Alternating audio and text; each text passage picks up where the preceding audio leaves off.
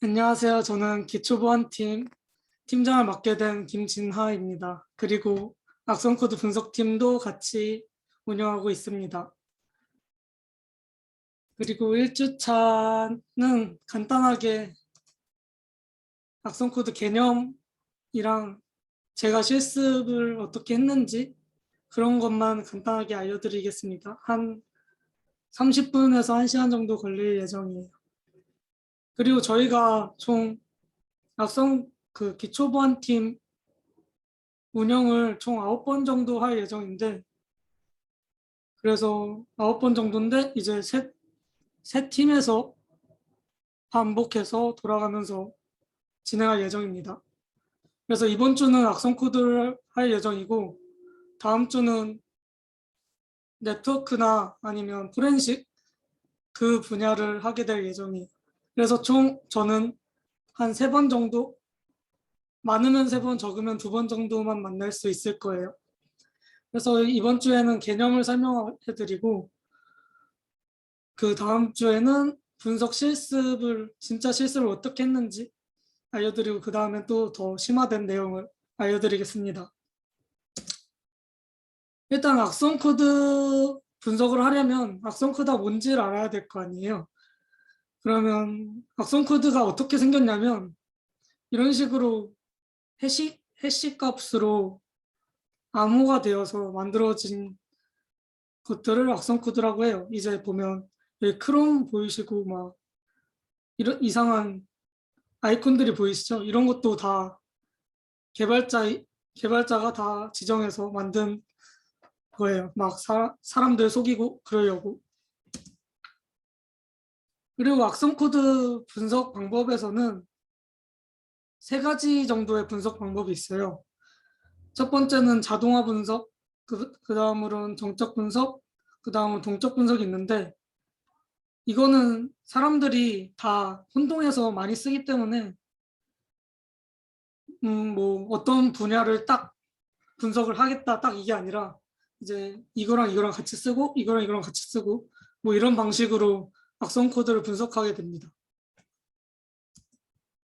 일단 자동화 분석에 대해서 살짝 말씀해 드리자면 이제 쿠크 샌드박스라는 것과 두 번째로는 머리어스.com이랑 바이러스 토탈이라는 거를 자동화 분석이라고 하는데, 일단 쿠크 샌드박스는 좀 구축하기 어려운 대신 매우 자세하게 알려줘요. 이제 API라는 게 있는데 이 프로그램을 실행했을 때 어떤 프로세스가 열리고 닫히는지 그런 걸 다 알려주는 프로그램이고, 그리고 다음으로는 머리어스.com이랑 바이러스 토탈이 있는데, 일단 대충 보자면 바이러스 토탈을 잠깐 들어가 볼게요.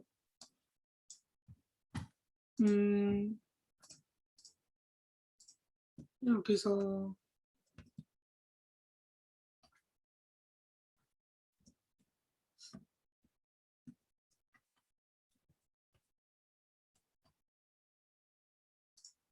뭐 이런 거를 가져와서 뭐 이런 식으로 넣으면 이제 이건 악성 프로그램이 아니기 때문에 이런 식으로 아무 증상이 없다고 이 백신 회사들에서 백신 회사들이 어떤 결과를 냈는지 알려주는 거예요. 그리고 이제 모레어스닷컴도 방금과 같이 똑같은 방식으로 하는데, 이건 살짝 정적 분석에 특화된 자동화 분석이고, 이쪽에는 좀 통합적으로 여러 가지를 많이 쓰는 자동화 분석이라고 보시면 될 것 같아요. 그리고 다음으로는 정적 분석이 있는데, 정적 분석에는 일단 첫 번째 방법은 x64 디버거랑 올리 디버거, 아이다라는 툴들을 사용하고, 그리고 두 번째로는 p뷰랑 hxd 헥스 에디터라는 걸 사용하는데, 여기서 잠깐 말씀드릴 게 정적 분석에서 x64 디버거나 올리 디버거 아이다 같은 경우는 정적 분석이라고도 하는데, 이제 이게 이렇게 보시면 한 줄씩 실행을 시킬 수 있어요. 만약 그렇게 되면 또 이제 동적 분석이 되는 거라서 이건 두 개 다 같이 쓰는 느낌이라고 보시면 될 것 같아요. 그리고 두 번째로는 PEView 텍스트 에디터가 있는데 이 사진은 PEView라는 툴을 실행시킨 사진입니다.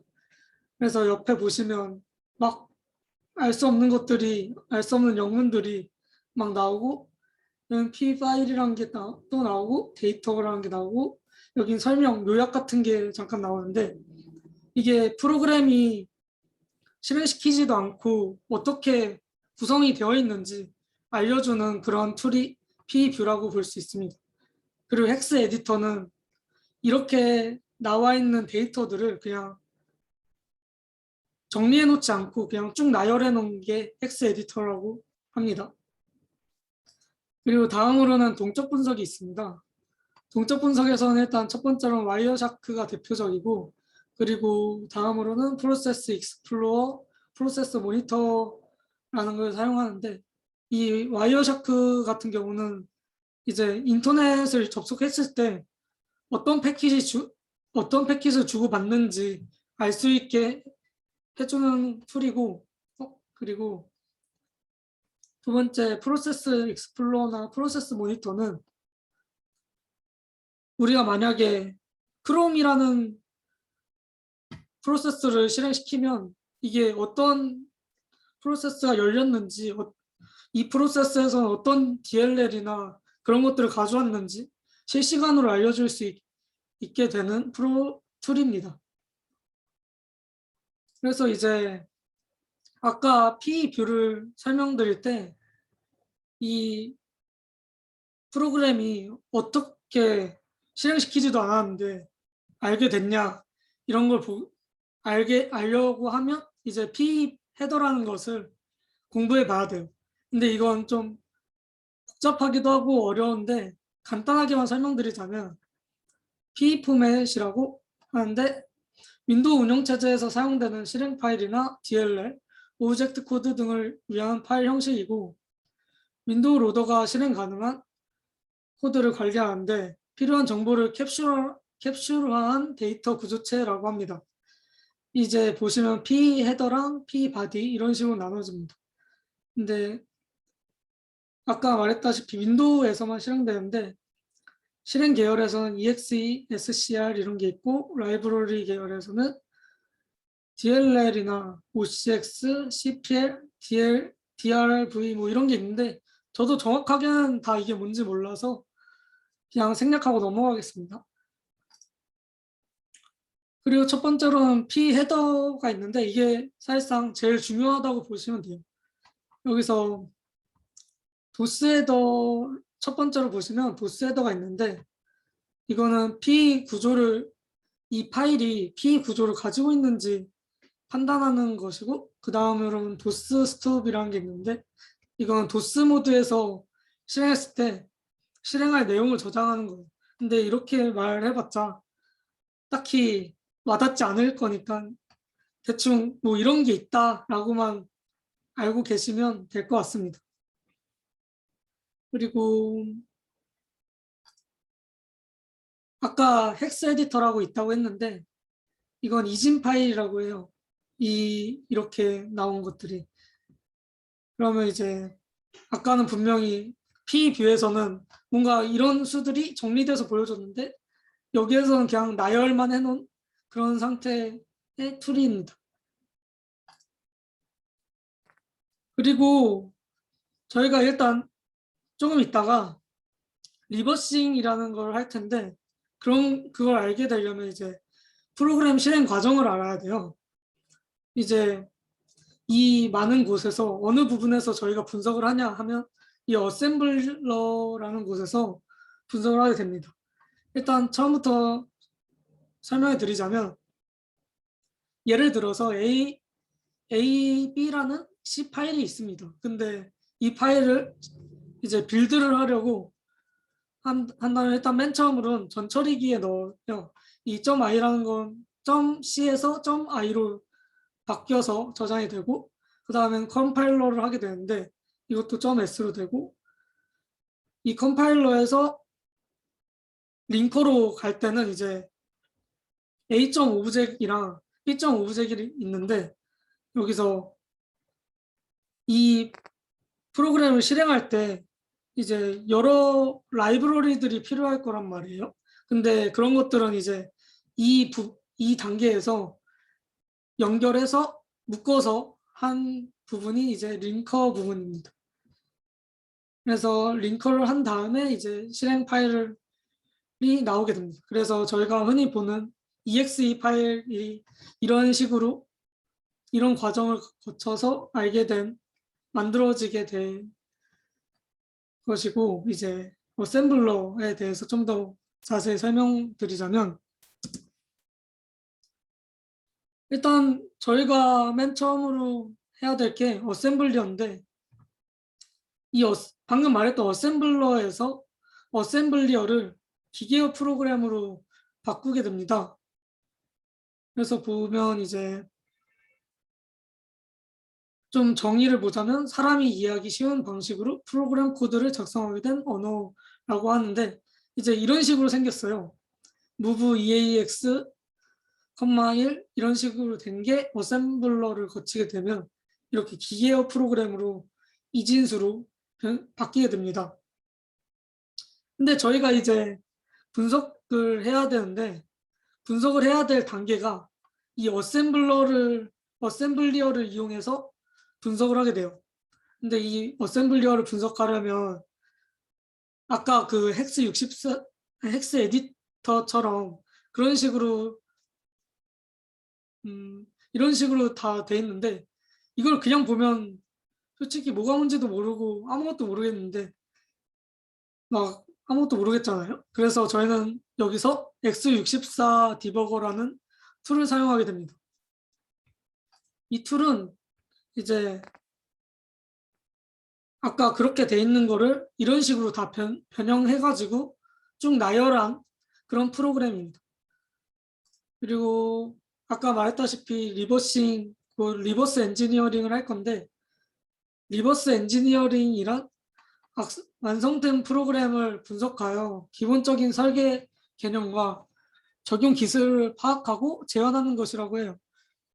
그래서 막 게임 패치 이런 것도 리버스 엔지니어링을 통해서 하는 경우가 있다고 합니다. 그리고 실행 파일을 수정하거나 프로그램의 동작을 변경할 수 있다라는 것과 이제 완성된 프로그램을 패치해서 향상된 프로그램으로 개발할 수 있다. 이 부분이 아마 게임 패치할 때 이렇게 사용하지 않을까라고 저는 생각하고 있습니다. 일단 저희가 어셈블리어를 보게 될 건데, 어셈블리어는 대충 이런 식으로 생겼어요.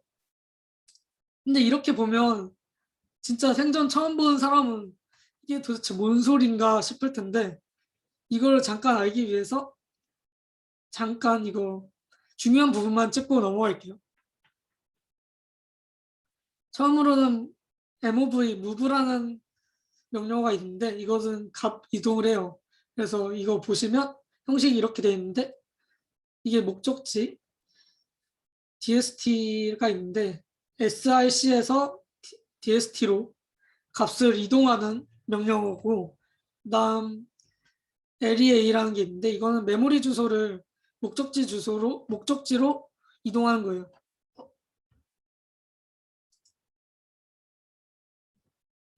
뭐죠 이거?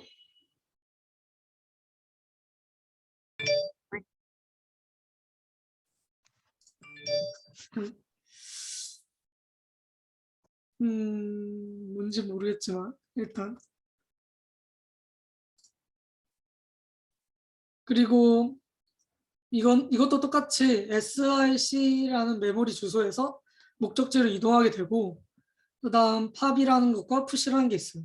근데 이거는 프로그램을 좀 배워보셨으면 알 텐데, 이제 스택이라는 공간이 있어요, 컴퓨터 안에. 그 공간에 값을 저장하게 되는 게 푸시고, 이제 그 스택에서 값을 빼오게 되는 게 팝이라고 해요. 근데 둘이 바뀌었네.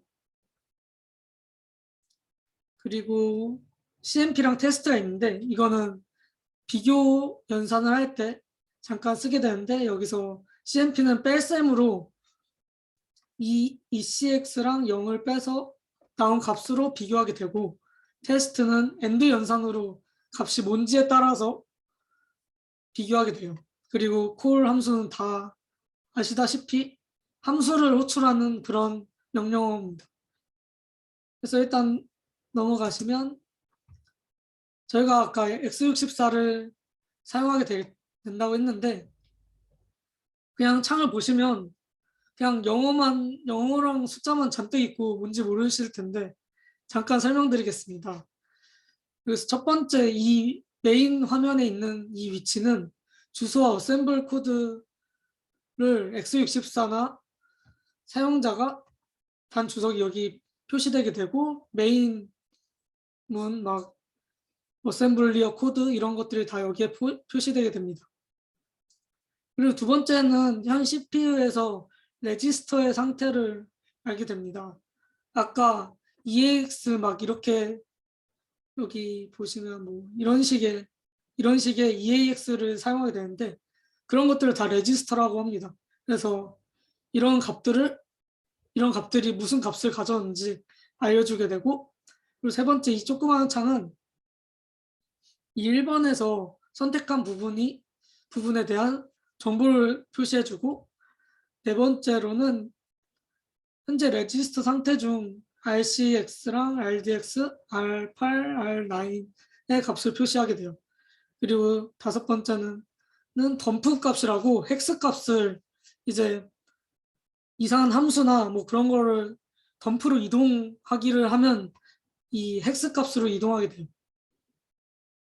그리고 여섯 번째는 아까 팝이나 푸시에서 사용했던 스택 값을 표시하게 되고, 그리고 일곱 번째는 이건 창이 별도로 뜨는데 그냥 프로그램 실행 창이에요, 이게.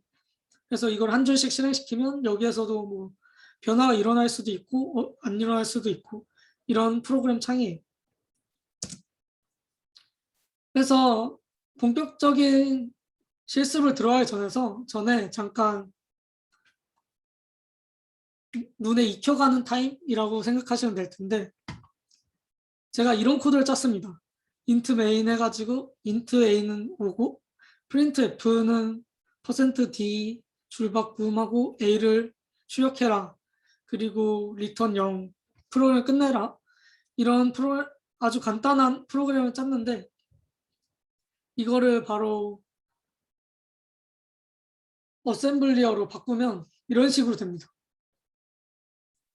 이게 처음에 보면 맨 처음에 항상 들어갈 때는 이제 sub이라고 해가지고 스택의 공간을 확보해요. 이게 RSP라고 해가지고 스택 포인터인데, 이 값을 대충 28, 0x28 정도만큼 빼서 스택 공간을 확보하고, 이 스택 공간을 확보한다는 의미는 이제 지역 변수나 그런 거를 저장해 놓을 때 스택에 저장하니까 여기에 공간을 확보한다고 보시면 돼요.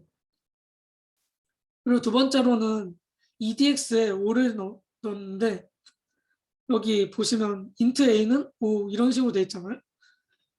이 한 줄이 바로 이 줄이라고 보시면 됩니다.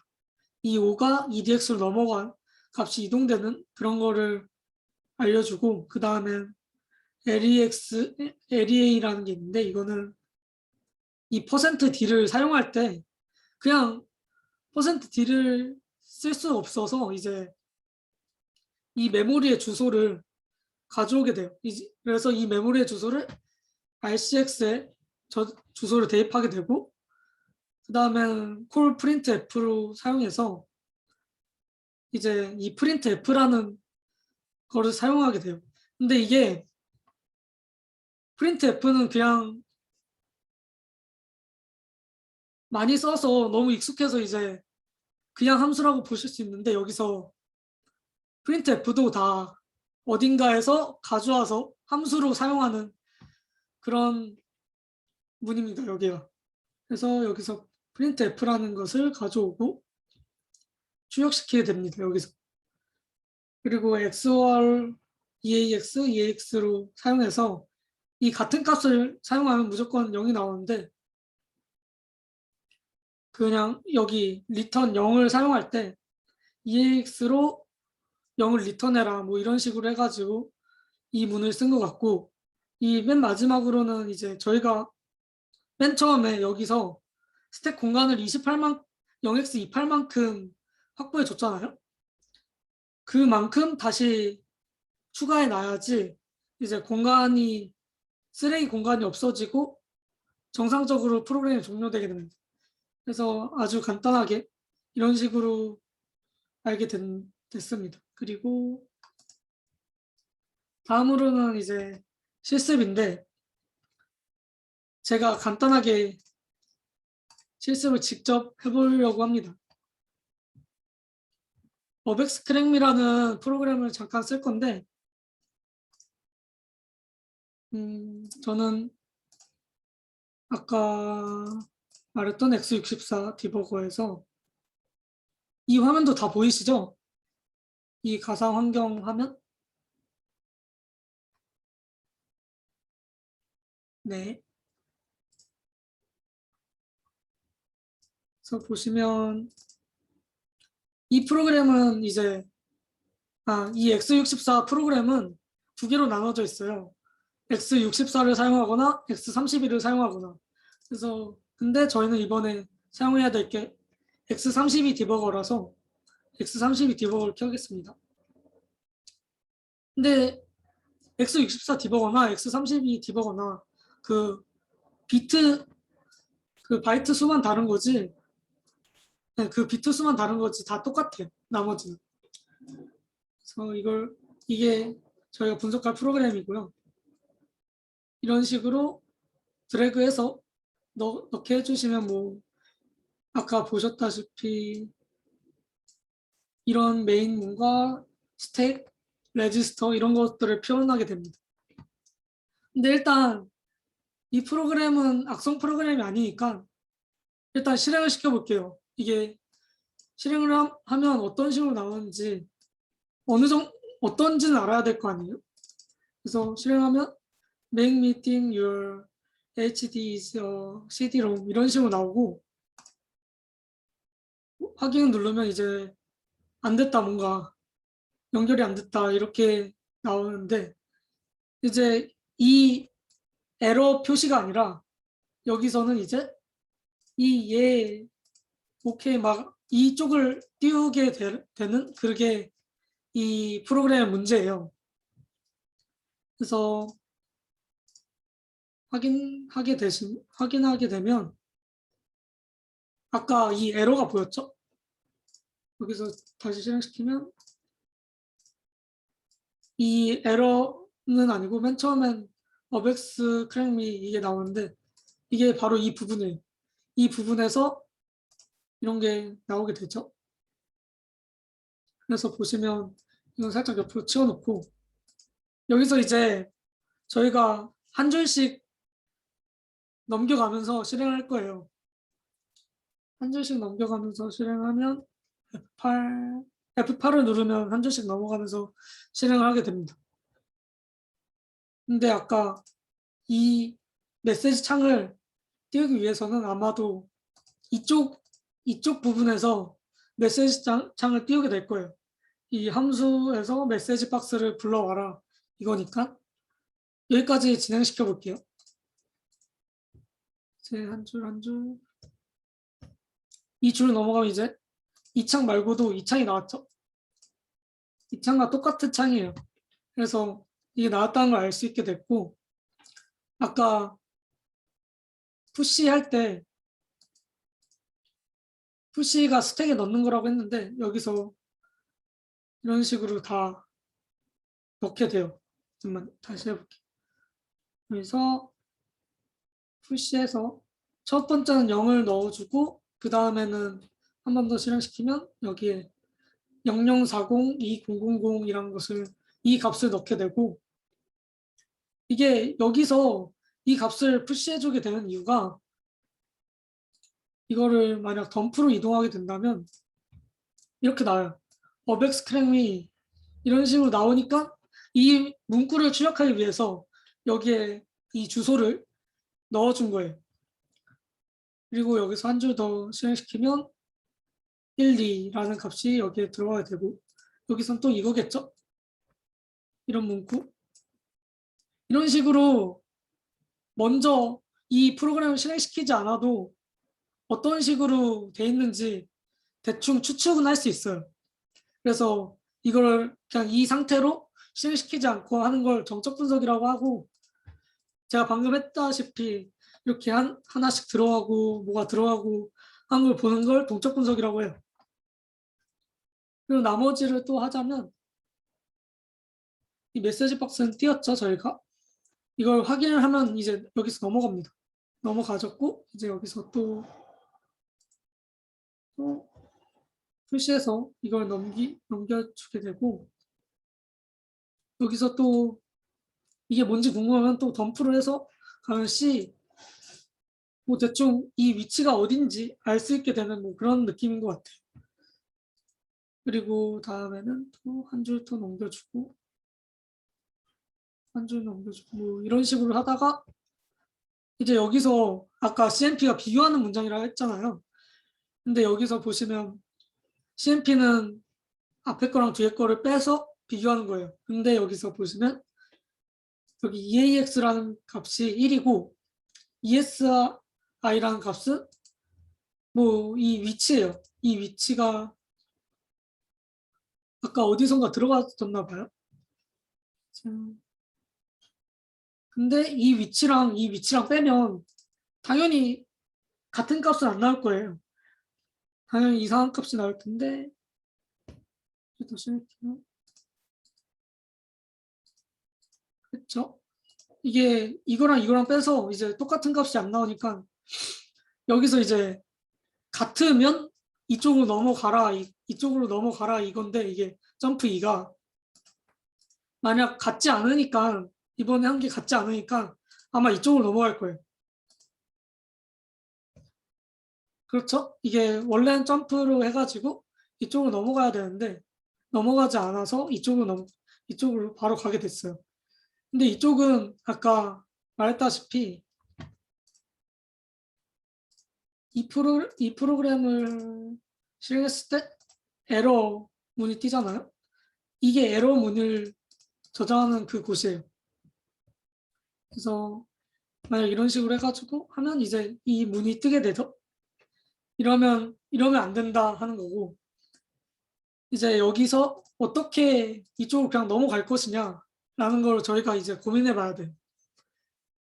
그래서 아까 저희가 PPT에서 말했다시피 완성된 프로그램을 수정할 수 있다 했잖아요. 그래서 그러면 여기서 이제 프로그램을 수정할 수가 있어요. 뭐 여기서 이런 식으로 하면 여기서 뭐 000 뭐 하면 노비라는 걸 하면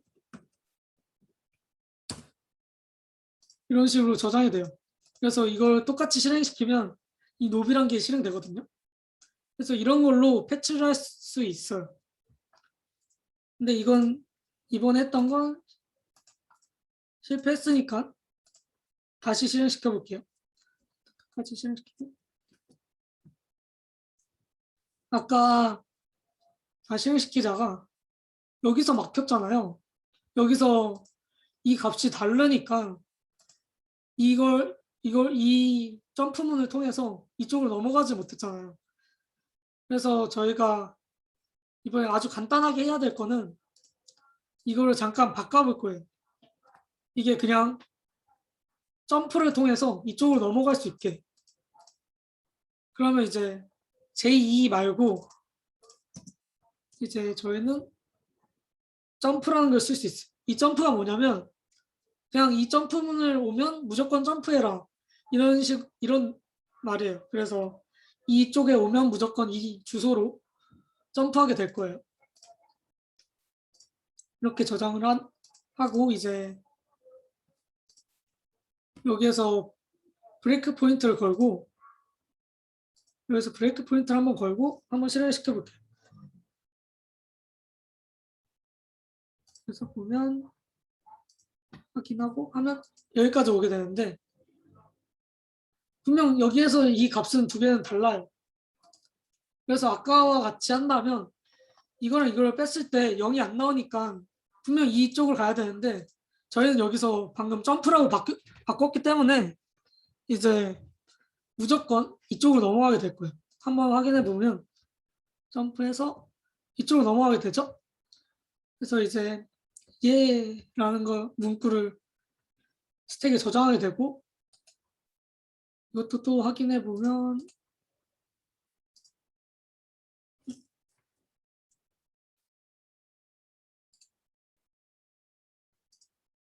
여기 얘라는 게 있죠. 이런 것들이 저장되고 이제 여기에서 메시지 박스를 또 불러올 거예요. 이제 이 메시지 박스를 불러오면 여기서는 분명 에러가 떴는데 이제 여기서 실행시킨 거는 이제 얘 이렇게 CD룸이 잘 됐다 이런 식으로 나오게 돼요. 그래서 저희가 악성 코드나 아니면 리버싱 문제라는 게 있는데 이 리버싱 문제들을 풀 때 이런 식으로 풀 수 있게 된다는 점을 알려드린 거고요. 그리고 이런 문제들은 보면 막 이런 꽃이 많잖아요. 그래서 이 점프문을 쓰지 않고도 이제 바꿀 수가 있어요. 다른 걸 바꿔서 무조건 이 문을 출력시키게 하면 되니까 뭐 이쪽에서 그냥 바로 옮겨서 일로 가라 해도 되는 거고 아니면 무슨 값을 변경해서 일로 가라 해도 되는 거고 근데 여기서 점프로 하면 다른 걸 쓸 때 살짝 효율적이게 쓰지 못할 것 같아요. 만약 그냥 점프만 하면 뭐 어디서든 그냥 점프만 쓰면 된다 이렇게 될 수 있는데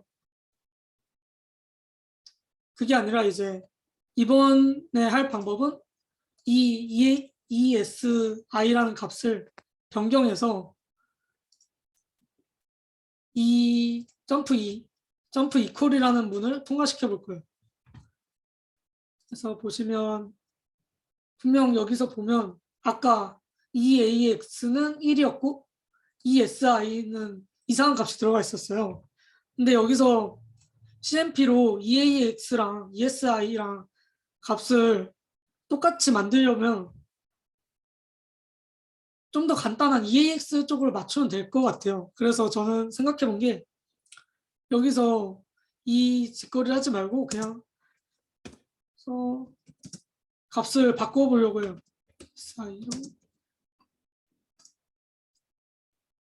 근데 이걸 바꾸면 이제 아까 중간에 뭔가 더 있었던 것 같은데 그게 좀 많이 사라졌어요.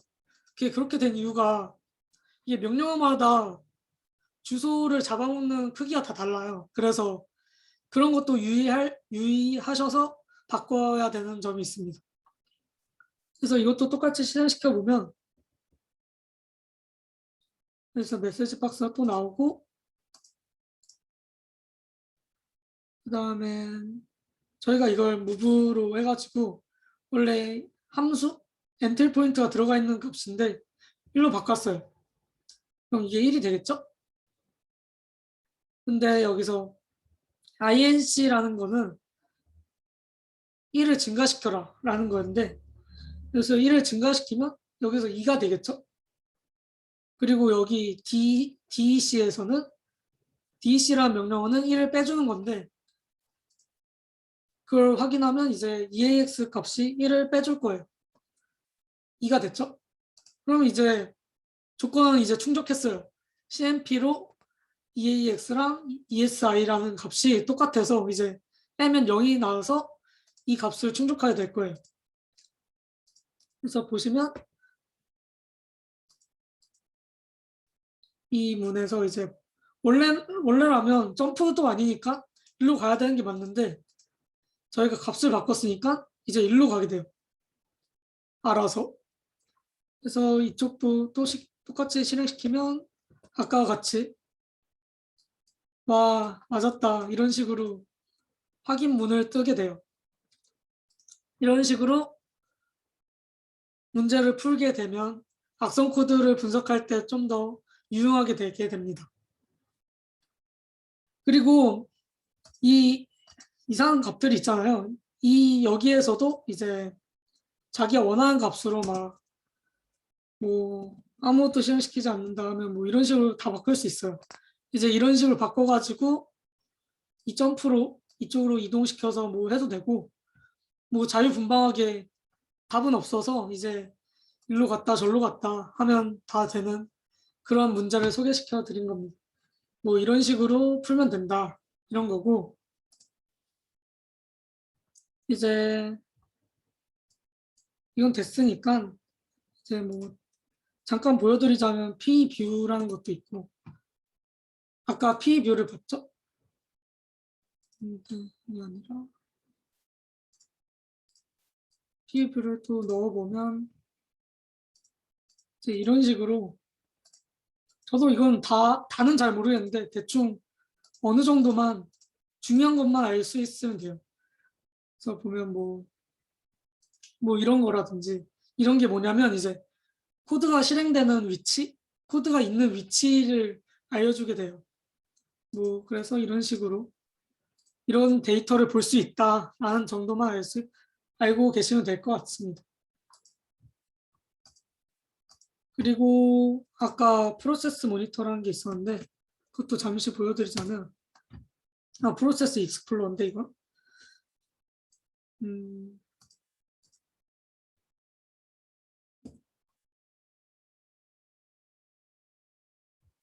음, 이런 식으로 나오게 되는데 이제 여기서 이걸 실행시키면 여기서 이제 뜨게 돼요. 0 이런 식으로 프로세스가 어떤 프로세스가 실행됐는지 알 수 있게 되는 그런 툴이에요.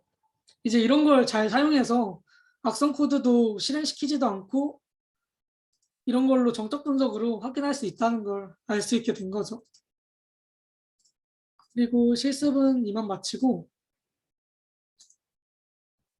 이제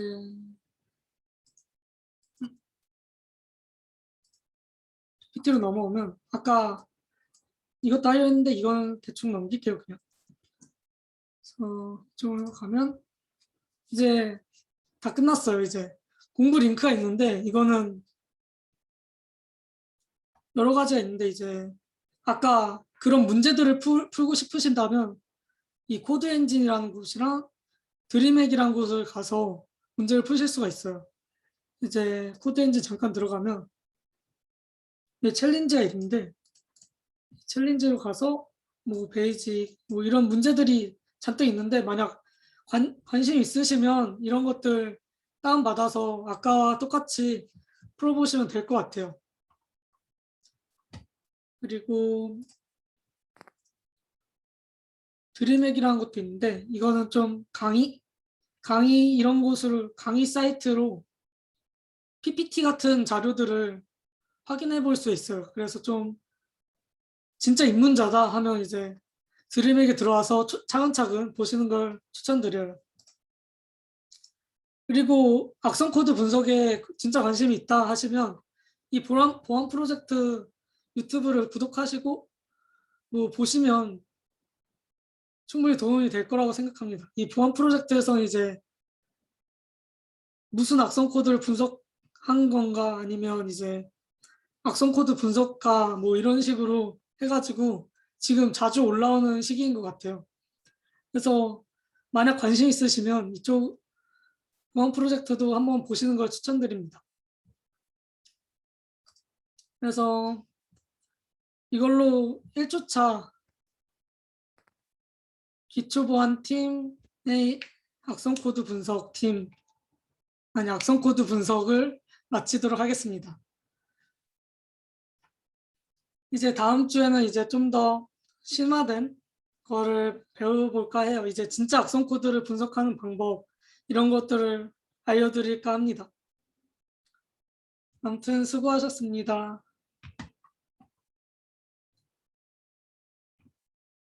질문 있으신가요, 혹시?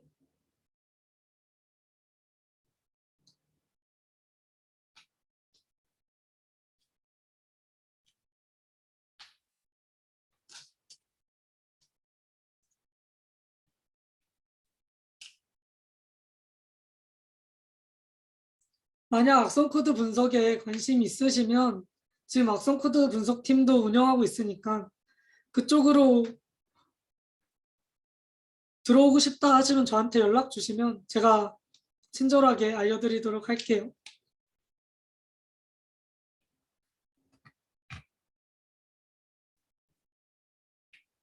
질문 없으시면 이만 끝내도록 할게요. 수고하셨습니다.